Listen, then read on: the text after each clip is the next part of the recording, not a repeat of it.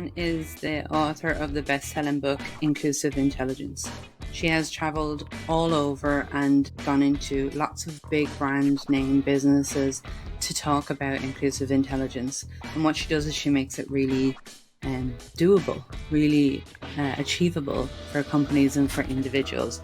Don't be misled by her gentle spoken voice. This woman is fiery and capable of anything.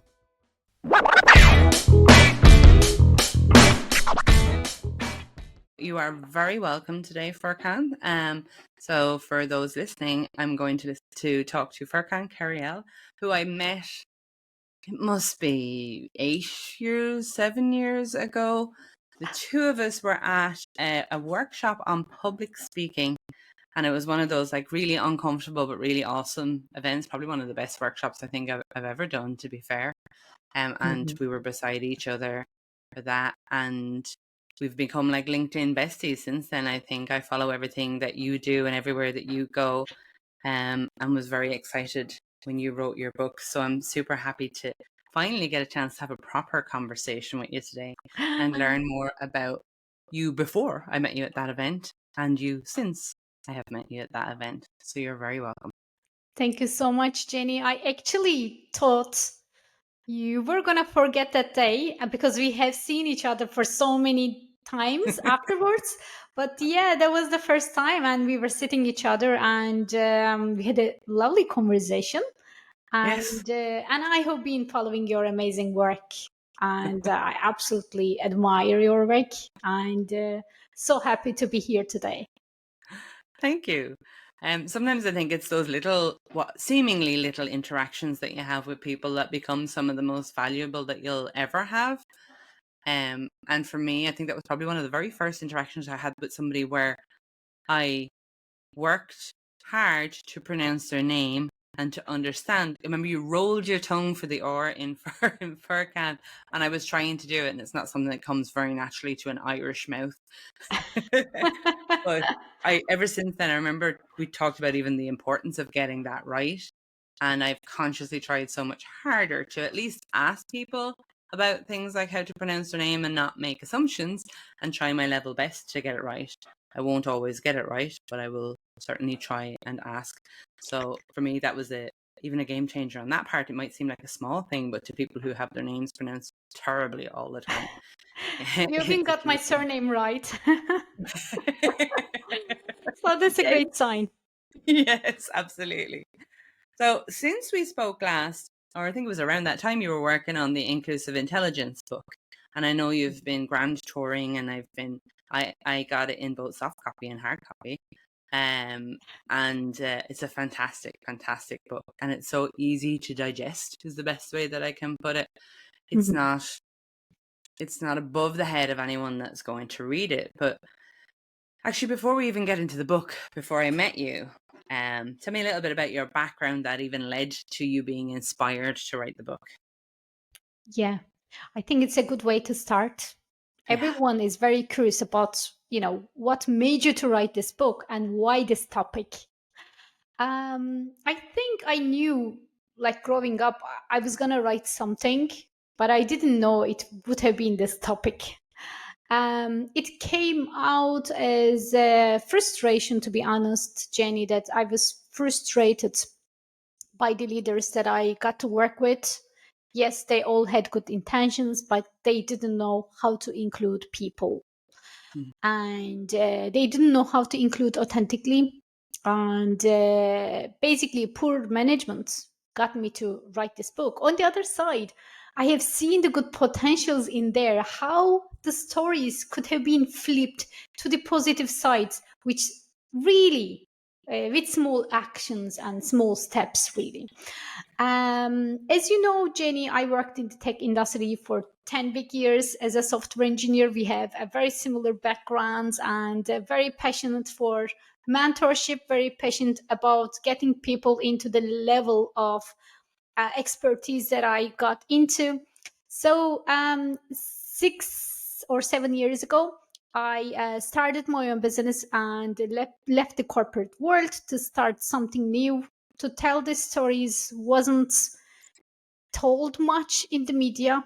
and share the things that I believe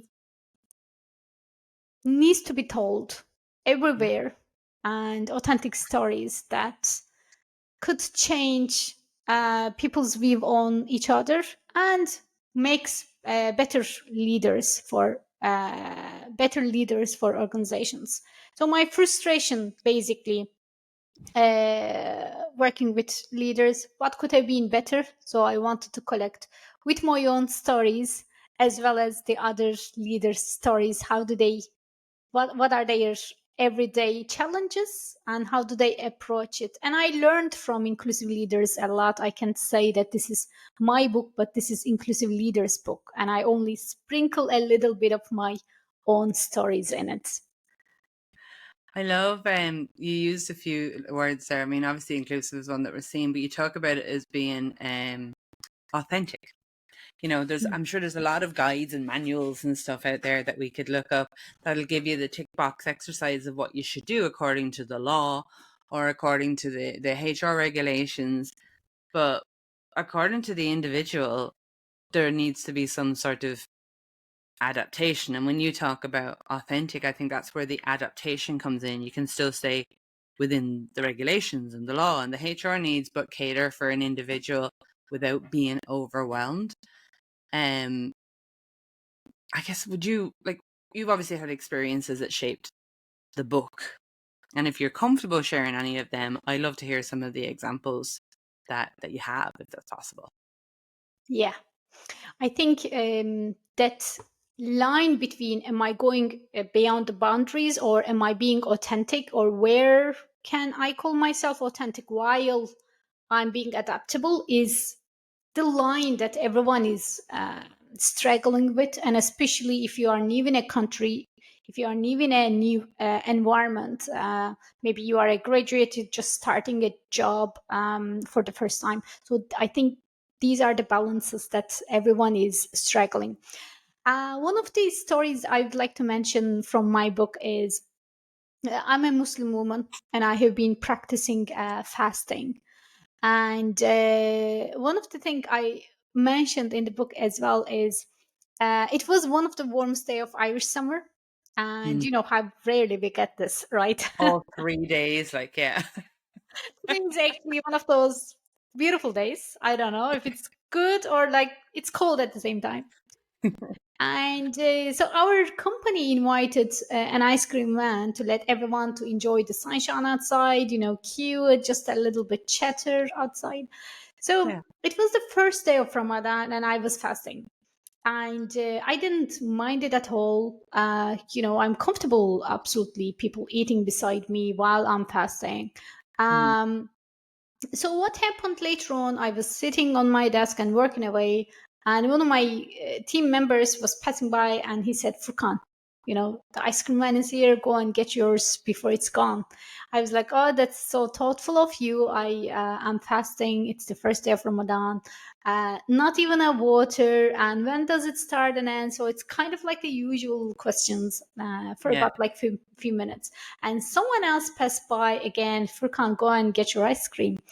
And I had the same conversation, and later on, another person, the same conversation. So each time I ask myself, like, is it the best place for me to work in here? Yeah. It's not because of I didn't have an ice cream or get to chat with the people outside to engage a little bit more. But each time I'm answering this to my colleagues, the question comes up to my mind: why the company that I worked for already for 5 years didn't even Mm. care about me and my choice? And I have no idea who others maybe more are in the same situation as I was. But I Yeah. felt the disconnection emotionally from the place that I worked.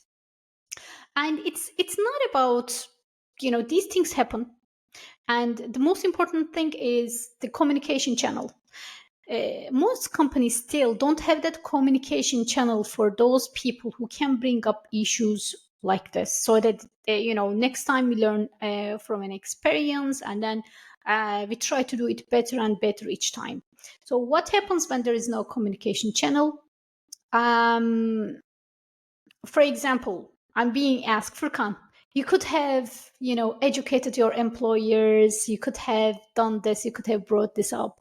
And I say, come on, I'm there as an engineer. It is not my job to educate. If I want to bring it up, yeah, maybe I could. But I am an introverted person, and Mhm. I didn't find it comfortable going. And going where?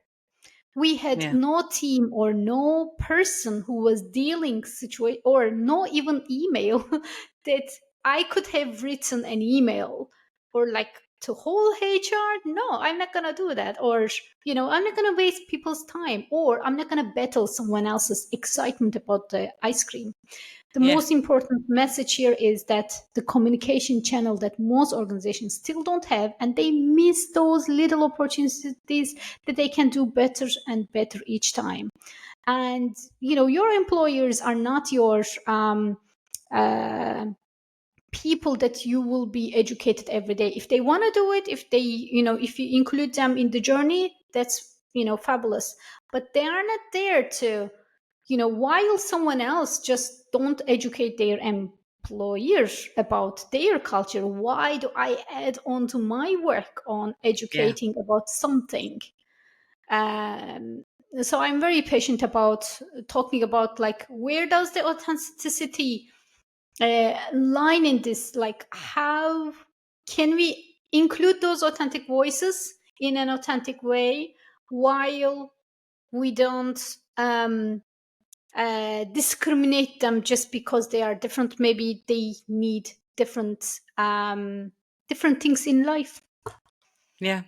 And it's not, like you said in the beginning, it's not very difficult to do these things. I know I worked in Tenable, and I know one of the things that we used to do, our HR team, our recruitment team, I'm not even sure which one of the bodies it was, built into like an automated Slack channel for leaders if there was big holidays or big celebrations or things like Ramadan, that even though I mightn't have had anybody on my team that was Muslim, the notification would come through and say, you know, yay, we're celebrating that.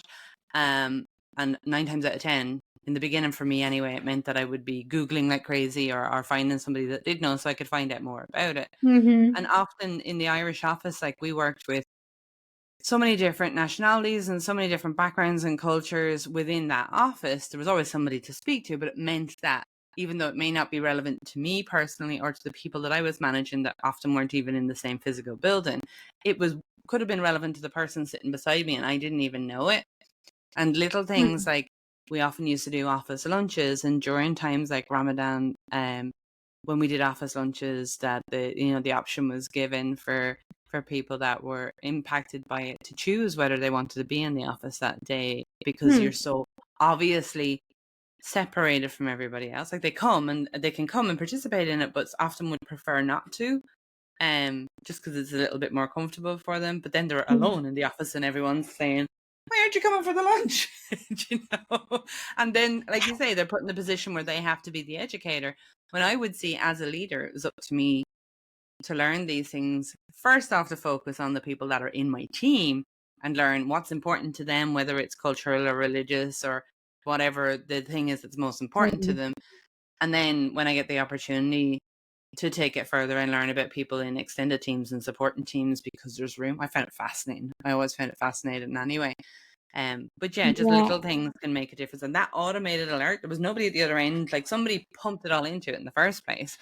But for me, they were huge. And even in the DEI channels, we would talk about it, that we're celebrating Mm-hmm. Ramadan or celebrating different, like, we talk about Christmas as well, like, Mm-hmm. and people would put their contributions in there, which provided education to those who were afraid to ask as well. Like, Yeah, that's a um, great example, Jenny. Like, well done. Like, to be honest, that's wonderful. I remember at some stage, I was working again in another company, and my manager was saying, "Furkan, we are going for a lunch. Are you coming?" And I'm like, I'm no, thank you." So next day, again and again, but I was fasting, and I didn't want to. like I was tired to have another conversation. I said like, no, thank you, enjoy. And then like few times, like 3 times in a row, I said no, and they stopped inviting me. But Yeah. they didn't know that I was fasting. So these things happen every single day. And again, if you would be opening up a little bit more at the beginning rather than that person, you wait for that person to open up on that day when it comes. Maybe Mm. it's just better to know it earlier. Yeah. Anticipate it, like, because there's also nothing like, as the ignorant person, which I've often been in in these situations and conversations, I'd rather not be embarrassed when that happens, and I'm like, oh my God, I'm so sorry. And then I'm like, what do I say? Should I say something? I don't want to be in that situation, and it's so easy to get the information that I need and share it with people around. And I think, for me personally, I think if you're going to go into leadership, there's a big difference between management and leadership. And I'll die on that hill if anyone tries to argue with me. Like, management to me is like playing chess. You can move all the pieces around and make sure you've got what you need, where you need it, when, and it doesn't matter how those pieces represent. Or you can lead, which is really with them at the forefront. So in order to put your people at the forefront, you need to understand what makes your people tick. And that isn't always the 9 to 5 work that they're doing. It's often things outside of that it's not up to me to place judgment on any of it, but to take the time to understand that it's important to that individual. And I don't understand why we Mhm. don't do more to differentiate between management and leadership, and to enable the leadership skills more. It seems so obvious to me. Like, if I told everybody my favorite color was yellow, and they had the opportunity to give me something that was yellow, or even change my, I don't know, screensavers to yellow, they'd be happy to do it because they know that it would make me happy. And that's like a really simple example. Why wouldn't you do that in every other way? Like, I've yet to come across a situation where somebody's beliefs or cultures or needs or wants has been offensive to me. It's often been a very, very simple thing that needs to be done, such as, asking them, do they want to participate in this? Or during the period of something like Ramadan, how would they prefer to work? Because they may be more tired. They may need to take some, time out or have Mhm. breaks and just manage their day differently. And then once we've figured out how they want to do that, then not forget that over the period of Ramadan. You have to remember, it's not just today and Thursday that they're doing it. It's for, several weeks at a time. Like, it's not Yeah. difficult. And I would like And to highlight something as well, Jenny, that I got this being asked a lot as well, that somebody could be a Muslim person, but they may not be practicing. Maybe they might be true. practicing at some days.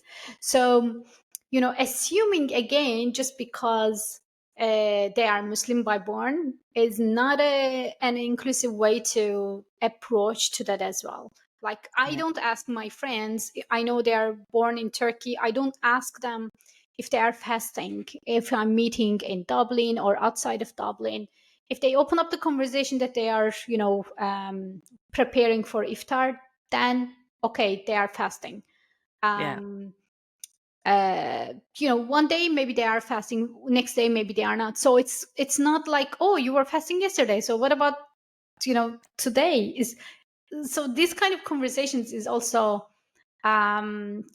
it puts you in a position like you have to explain yourself to so many All the people time.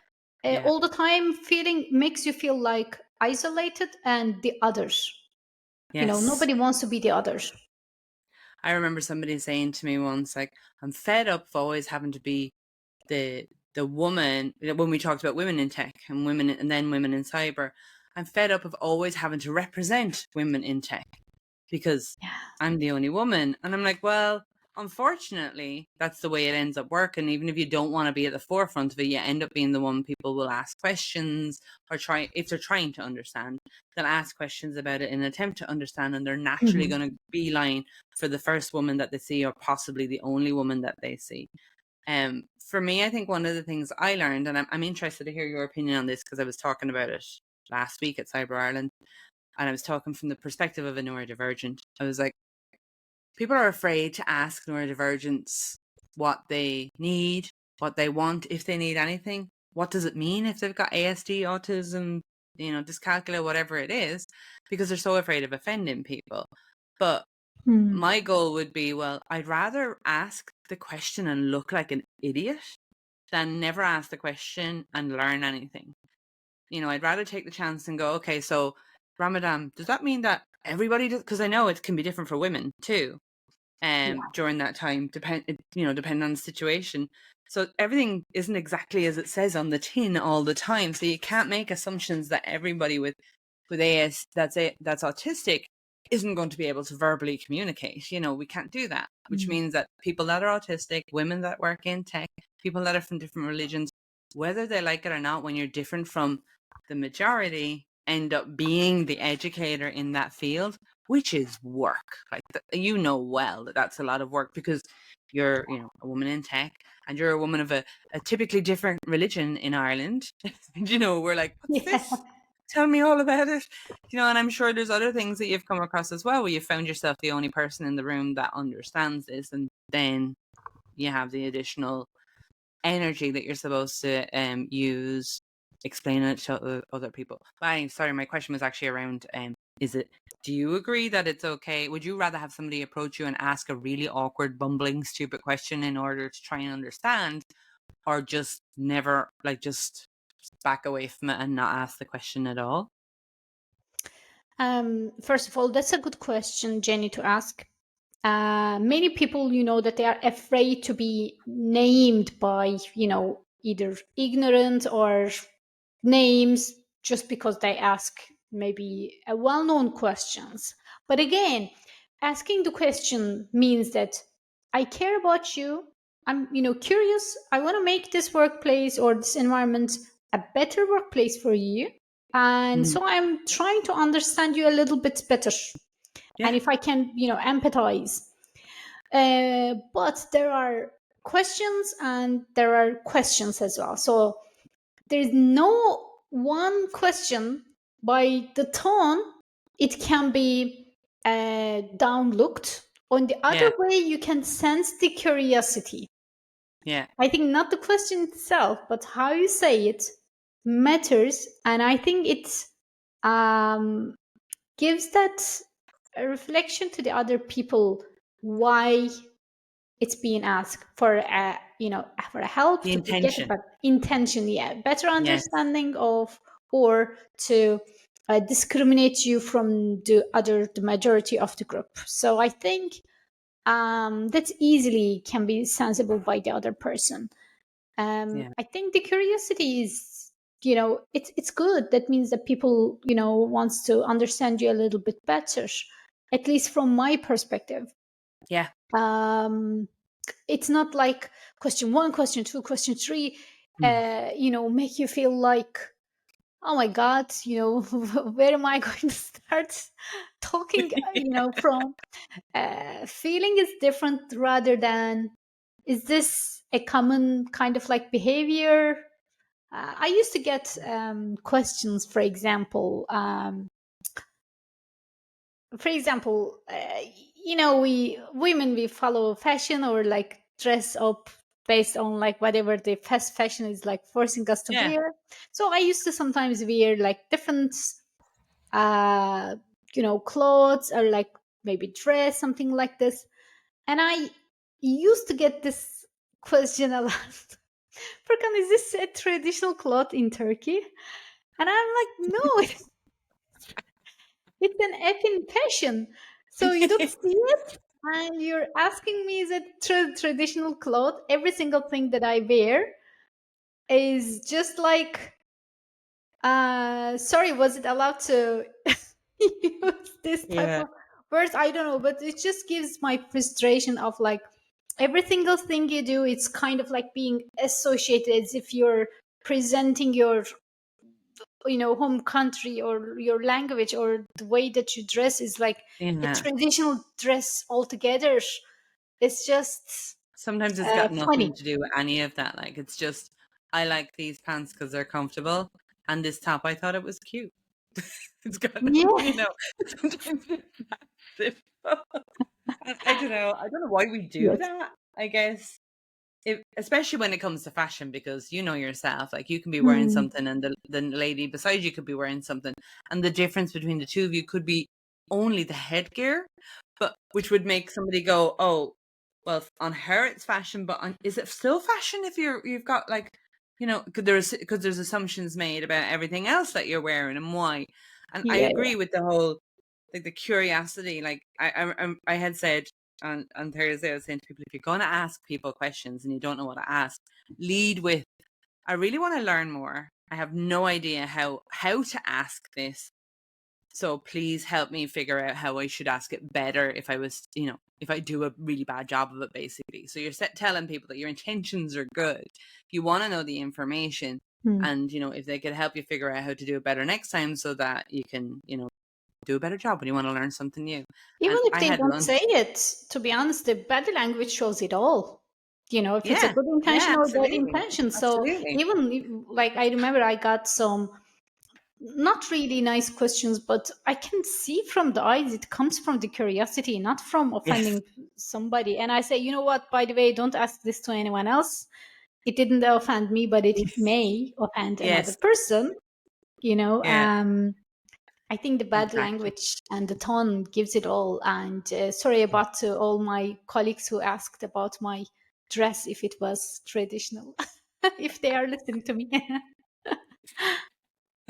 But it happens, like it does. And it's same, like I've been in other countries and often asked things about, is that typical Irish behavior? Or, it's the same with people assuming that all Irish people love to drink Guinness and whiskey and we do that all day and all night. Like, I'm like, some of us Hmm. don't. Do imagine that? But it's not as bad as it used to be. But there's definitely a preconceptions about people that need to be demystified as such. But I've been on the receiving Mhm. end of somebody, openly calling me things like a paddy was joking about how much you drink. And I know that that's not coming from a good place versus somebody going, oh, I thought all you drank was Guinness. Ha ha ha. I'm only messing. I didn't mean it. Tell me more about whatever it is that you do. You can tell, like you say, Mm. you're right with the body language is the only universal language really where we can tell if somebody has ill intent or not. And I think even as women, we're that little bit more hypersensitive to it because we've been reading body language since the beginning of time, really. So Yeah. you used to be a software engineer, and now you're this global diversity and inclusion leader, which doesn't have a logical step between the two of them. So how did that happen? Like, I know you had these interactions, but how did you actually make the step towards doing that? Was it because of those experiences, or how did it work? Hmm. I did it unlogically, to be honest. I love it.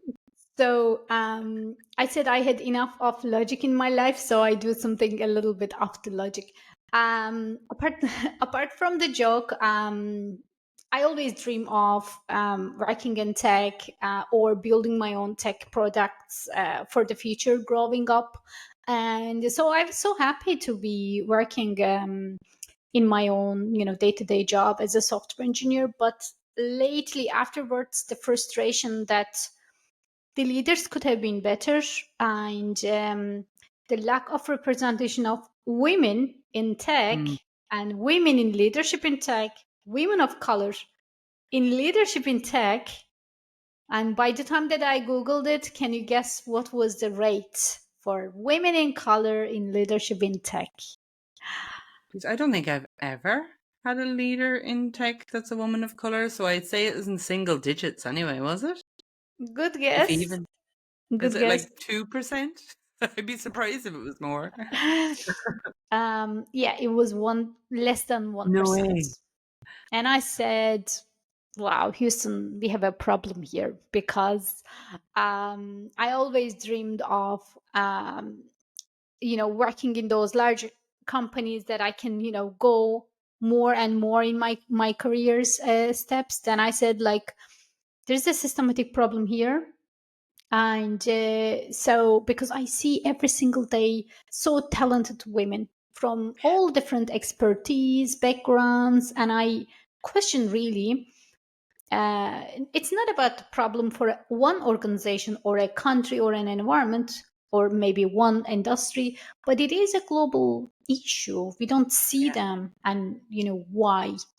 So it led me to burnout, and I said, okay, for a while I'm not gonna search for a job, and I was made redundant anyway, so they made the decision for me.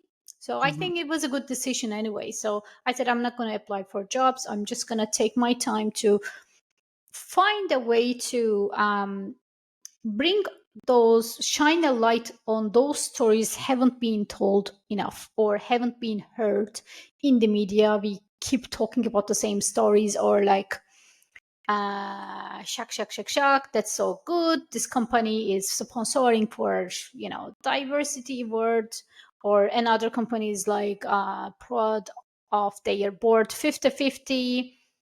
But then, like, okay, what's next? Like, if Yeah. those 50-50 is not inclusive, so what does it actually mean? Is it like Yeah. enough, good enough? So what?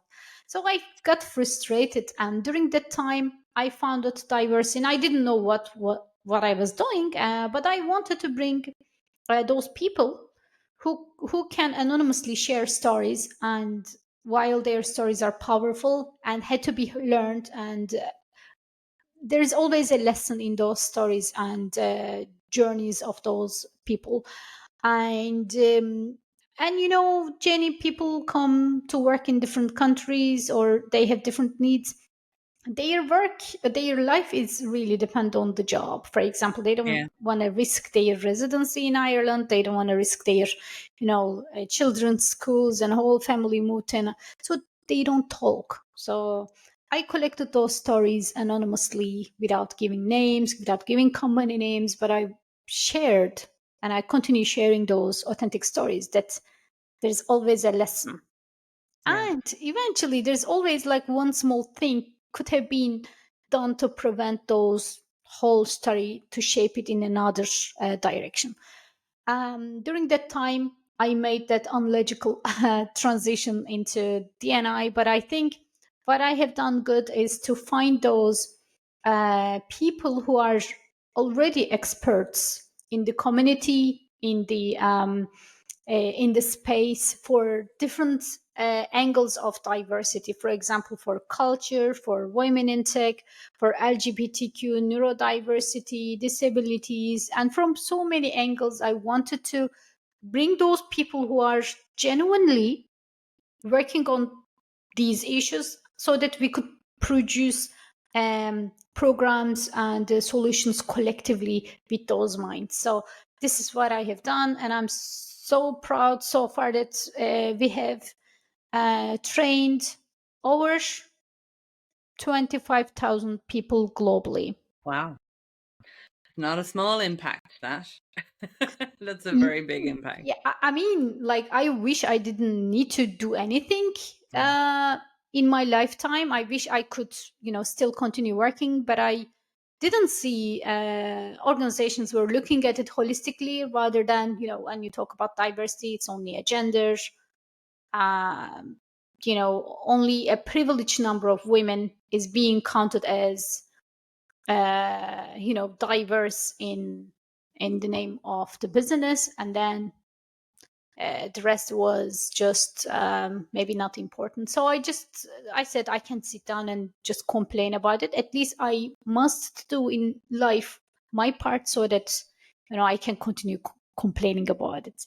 So this is how it came out, and it's been 6.5, almost 7 years. And as a person who is the less speaker in the family, the most introverted, the one who doesn't like to speak much, became a public speaker and who wrote a book. And even when I go to my hometown, neighbors and everyone says like, "Oh, Furkan, you wrote a book. Furkan, you speak you publicly. You were the most shy in your family, the Yeah. most introvert." I say, I am, but yeah, Yeah. it's, I That's think, fascinating. the Yeah. the That's stories, I fascinating. think, that I believe needed to be told or shared made me to speak about it. Yeah. There is so many, I want to say great stories, but great doesn't even feel like the right word. There's so many, like,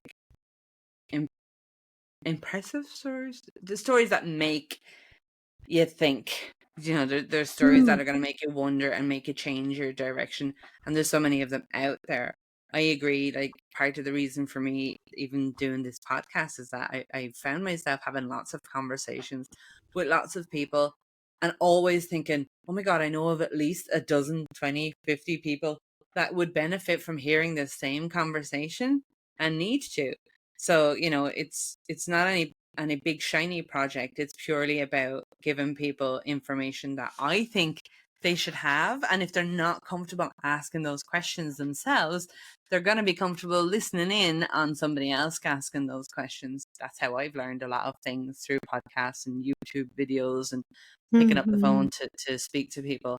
And I love that you say, like, even as an introvert, like, it's given you the drive and the push to go outside of your comfort zone, because it's the right thing to do in this instance. Like, it is the right thing to do. And that's such a huge driving force, isn't it? When you get a passion for something like that. I mean, you can really move mountains when you believe in what it is that you're doing. Yeah, I think it's important to do your part, and because there always things needs to be changed in the world. But what is the one that bothers you the most? Your Mm, inside of you is just like, there's so many other inequalities happening in the world as well. So why didn't I stand up for that? But I yeah, stood up for inclusive leadership. Is something tells about me as well. So it's like you as well, Jenny. So I think this is something so personal to you as well, that you stood yeah, up for this and you become a mentor for so many people. And you are really working so much in the space for women in tech, women in cybersecurity, and also being recognized in so many different levels. And this is the top of the iceberg, yeah. maybe the 10%, but whatever they don't see, it's actually 90%. I'm sure Mm, people don't see it, the behind the work. that's Yeah, for behind the sure. scene Like, work. I remember somebody asking me once. I was on a panel talk with three other ladies, and it was a woman that was moderating it as well. And she says, like, do you how do you feel when people ask you to be on a panel and you're only being asked to be on the panel because you're a woman? And the other ladies that were on the panel had said, well, I don't participate in those panels, or I call them out on it, or I ask for change, and things like that. And then it came to me and I was like, I'll still sit on the panel, because for Hmm. me, if I don't sit on the panel and they put a guy on the panel, then the women in the audience don't see that a woman is on the panel. I don't really care the reason for me being there. I care that I'm Hmm. there and that I can be seen to be there, so that Yeah. other women are thinking, okay, there's space there for me. I'm going to go and get it. And I think by not participating in it, I'm Hmm. only saying that you're right to hold all of those spaces, and that I'm not saying that I don't deserve to be there, but I'm saying that I'm giving you the power to decide who should be there or not, instead of it being a given that women should be on those panels. And I remember thinking, am I wrong? I was kind of going, am I the only one? But all the other women, I realized, like, when we were talking about it, then we started to debate about it, and they can see the logic, and to me it makes sense. I've sat in many a room where there has been Hmm. speakers all day long and not one woman, or the woman is the one who's taking the coffee orders, or handing people the leaflets as they come into the room, which, if she's happy to do that, kudos to her, let her do it. Hmm. But I've often sat in spaces where there is, women or people from diverse groups that wish they had the opportunity, or they're angry because there's only one type of person at events. So yeah, I'm Hmm. like, take the seat. Sometimes I've taken seats where I'm like, not even entirely sure about what I'm talking about, but I want somebody to see that there's a woman in the seat. Like, it has to be done. The next one will be better, but we need to make sure that those seats are being taken. Um, Wow, Jenny, that is quite a story. And it reminds me of something, an honest thing. I never told this anywhere else. So can I share the yeah, honest? yeah, go for it. So I remember I was being asked to speak at a panel by was it a panel? Yes, it was a panel. So, but I quite kind of feel What does it mean? I don't know. So I felt really that they are inviting me because I have a different background. Okay, I Yeah. truly felt it, and I asked myself the question, Furkan, you know the story, and that this is not your purpose, and you care for authenticity, but this happened like once, and I said, Furkan, will you be still there or not? Then Mm. I said, they are using me, they are using you. Then I said, I'm going to use them as well. So they had Exactly. a large number of audience. Then I said, yes, I'm going to use them too. Yeah. So knowing that, I chose, uh, like consciously, to be there, because whatever the purpose they had, I had the same purpose for them. Yeah. Um, uh, but you know what, I in that even the organization that I didn't quite felt resonating, I met wonderful people who was attending to that conference, and like I'm still so good friends with them. So I Yeah. said I wouldn't be meeting with those people, or maybe God knows where would I be meeting them later on. I'm super delighted that I went there, and I kind of come out of my boundaries. Yeah, it's a decision, and I'm like in your page as well, that I think we all have kind of like benefits from Yeah. each other. I mean, you're right. They're looking at you as like an asset or a commodity that they need to provide in order to up their brand or their persona to the people that they're speaking to. So why shouldn't you do the same in Yeah. return? And that's exactly it. The sooner we start turning the tables on the ones that are intentionally behaving that way, we have to do Hmm. this tick box exercise, we must have 50-50. Is, when people ask me to be on panels or speak when it's legit because they want to hear what has to be said, it's a different vibe altogether. But it still does happen, and I've spoken to many a woman about it, and I keep saying, take the seat, because who's going to take Hmm. it instead of you? And Yeah. it's not going to be another woman. In most cases, it's not going to be another woman. So take the seat. As somebody said once when they were talking, it was a speaker I was listening to that was talking about women in general, and she said, take up the space, take up all the space. When they talk about people sitting on subways where the guys will sit with their knees out and you're squashed in this tiny space. I think it came from that where she began, but she said, in every way possible that you get the opportunity, even if you're not comfortable doing it, take up the space. Take up the space in the seat. Sit at the top of the table when you're having a team meeting.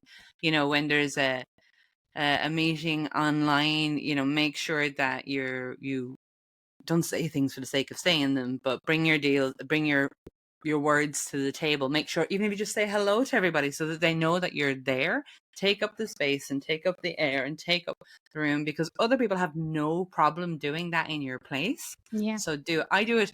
I always have to go, okay, this is not for me, because weirdly enough, I too don't actually like getting out. I hate networking. Like, I was nearly sick going to that event that you and I met at years ago. It's like, I do not want to do this, but it's the right thing to do. It's good for my career. But I go because we should take up the space, and because otherwise it'll be taken up by other people who will continue to take up the rest of the space, and we're left back here because Mm. we just don't feel comfortable or polite, or so what, I'm gonna take it anyway. Yes. And I love that. Since she said it, I'm like, it feels more empowering when it's phrased like that, rather than trying to somehow sneak into a position that you don't belong in. Go in there and act like you own it. I mean, afterwards I can hide in my room and go, oh my God, what did I do? But as long as I can walk in there and look like I own it on the spot, then somebody else is watching it and listening to it and understanding what it's like to look like you own it. So I'm a big Yeah. believer of that. Yeah. I do it with my kids at home as well. I'm like, don't let anyone think you don't deserve to be there. Go in and act like you deserve to be there. We'll talk afterwards and hide somewhere if you don't, if you feel differently afterwards. Don't do it in the Absolutely. spotlight. Amy Cuddy is a big advocate for this. Yeah. The TEDx talk of Amy Cuddy is the most watched one. The power pose. She talks, Yes. Oh, I you love that. expand, and Yeah, I because you love trick your that. mind by doing it physically, and then your mind is going to believe it more Yeah. because you took up the space. Yeah. And this has been what you mentioned there, Jenny, is exactly the point that when I'm speaking to other women, because they say, "Oh, Furkan, I don't want to maybe speak on stage, or I'm, more shy. I won't nominate myself for any award." Or like, I'm saying to them, you know what? If you see somebody on the screen or on a stage that they don't deserve to be there, do you want them to be there? But you deserve it, right? Then you should be Yeah. there. So you have no control to take the other person you think that they deserve it to put it onto stage, but you have your own feet, so you can walk Yeah. and be there. And if you do feel like deserve it, and if you don't feel like deserve it, fair enough, so you don't questioned anywhere.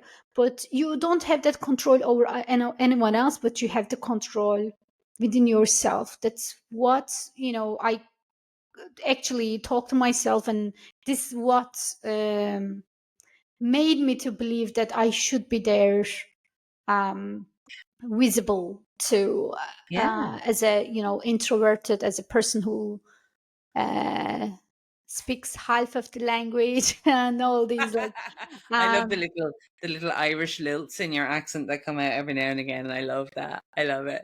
But it's like, I was thinking the other day, someone said to me, "Geez, Jenny, you're everywhere. You're always in my LinkedIn feed. You're here, you're there, you're at whatever else." Oh And my I god. said, "Well, I said that might seem like that." I said, "But isn't it great that your LinkedIn feed is full of women?" Very good I'm a way. big child sometimes. I'm like, if I don't go Love everywhere, it. you're just going to see all the feed full of people that you can't relate to. At least if you're seeing me, Mm. because if they're seeing me, they're seeing people that are connected to me. And I'm always talking about all of the other women that are at the events and all of the things that they do. And I'm attending their stuff. Mm-hmm. So it's just like a snowball effect is the way that I look at it. And my goal, like when it does Yes. do things with WeSys, is it's about like letting everybody know we exist this year. But then Yeah. after that, as we have events, it's about getting everybody else out into that space to do it, because it's not about me, it's about them at the end of the day, and Mm-hmm. creating that.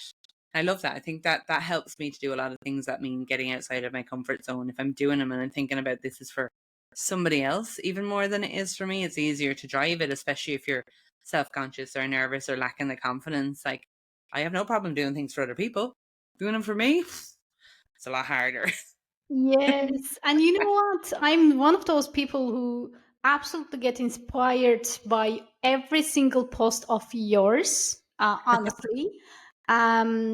Because they are very inspiring, insightful, and you connect with, you connect people, you appear in the right places that I believe there should be more women, or more diversity. So I absolutely love it. And to your point, I also got this comment from somebody said, Furkan, whenever I open up LinkedIn, you're on the top and you're everywhere. Then my response was, maybe it's time for you to make more connections on LinkedIn, so that, it's not only me. Spice up your feed a bit, because I'm like, I Yes. don't post that often. If I'm the only person in your feed, you have some really boring contacts. Like, go find some more interesting people to hang out with. By the way, that was my cousin, so I could easily joke Yeah. about it. With that, Farkan, we're nearly up to time. Oh my gosh, I feel like we're only skimming the surface of the stuff that we could really talk about.